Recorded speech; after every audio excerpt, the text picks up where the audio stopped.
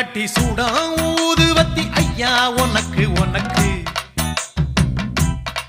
புனித காந்த மலை ஜோதி காணும் யோகம் எனக்கு கட்டி சூடா ஊதுவத்தி ஐயா உனக்கு உனக்கு புனித காந்த மலை ஜோதி காணும் யோகம் எனக்கு